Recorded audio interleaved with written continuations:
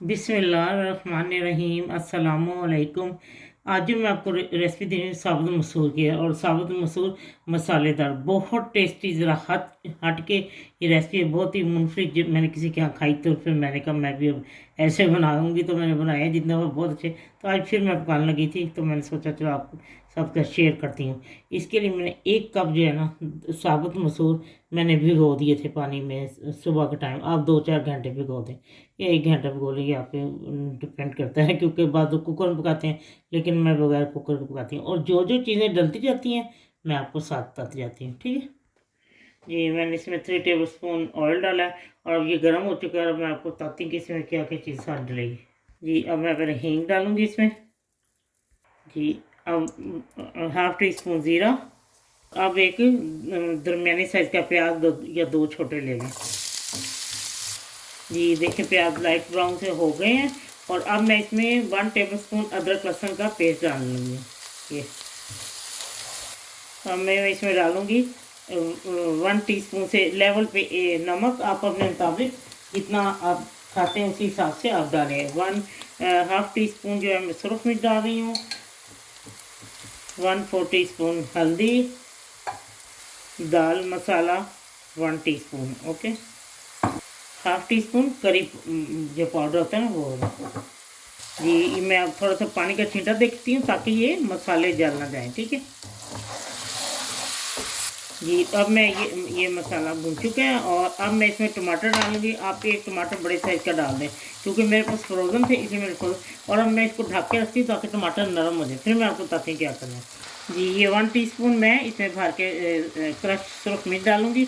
और अब ये देखें भून चुका है मसाला, तेल छोड़ दिया है। और अब मैं आपको बताती हूँ इसके मैंने क्या यूज़ करना है जी। अब मैं साबुत मसूर जो मैंने भिगोए थे, देखिए कितना साफ़ पानी है। मैंने इसको जो 3-4 घंटे के लिए भिगो दिया था, ज़्यादा भिगोया है। और ये इसमें इसी पानी के साथ डाल दूँ क्योंकि मैंने इसको बहुत अच्छी तरह धो लिया था जी। 1 कप मैंने पहले पानी डाल दिया और अब 2 कप और डालती हूँ क्योंकि मैं कुकर में नहीं गला रही, ठीक है ये। अब ये जब ये गल जाते हैं फिर मैं आपको बताती हूँ मैंने इसके साथ क्या सलूक करना है, ठीक है।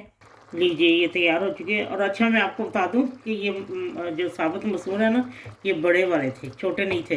मेरे पास नहीं थे ये वाले, थे तो मैंने यही पका दी क्योंकि मैं अक्सर ये भी पकाती हूँ, आराम से जर्मन दुकान से मिल जाते हैं। अब मैं इसमें कसूरी मेथी डालूँगी 1 टेबल स्पून। और 1.5 टेबल स्पून मैं इसमें लेमन जूस ताज़ा डाल रही हूँ, ठीक है। और अब मैं इसको उतारती हूँ और मैं आपको बताती हूँ कि इसका जो तड़का लगाना है उसके मुताबिक, ठीक है जी। मैंने ½ कप से कम ज़रा ऑयल डाला। आप अपने पसंद से जितना आपको अच्छा होता है डालें। और अब मैं इसमें कम से कम प्याज मैंने डाला, वो ये करके तो मैं तड़का करती हूँ जी। ये प्याज ब्राउन हो चुके हैं और मैं इसमें ½ टीस्पून ज़ीरा डालती हूँ। और ½ टीस्पून मैं इसमें देगी मिर्च डाल के तो मैं तड़का लगाती हूँ, ठीक है जी। अब ये मैं गरम मसाला ½ टीस्पून डाल रही हूँ और अब मैं आपको डिश आउट करके दिखाती हूँ, ठीक है। हाँ जी लीजिए, मैंने मक्खन भी डाल दिया क्योंकि मक्खन के बगैर दाल अधूरी है, ख़ासतौर पे साबुत मसूर।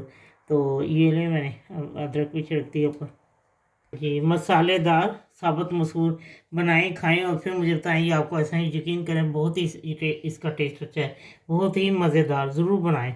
तो आप चावल के साथ खाएं, फुल्के के साथ खाएं, नान के साथ, जिस तरह मर्ज़ी जो आपका दिल चाहता है, ठीक है बनाएं। और नमक मिर्ची जो चीज़ डालनी है आप अपने हिसाब से डालें।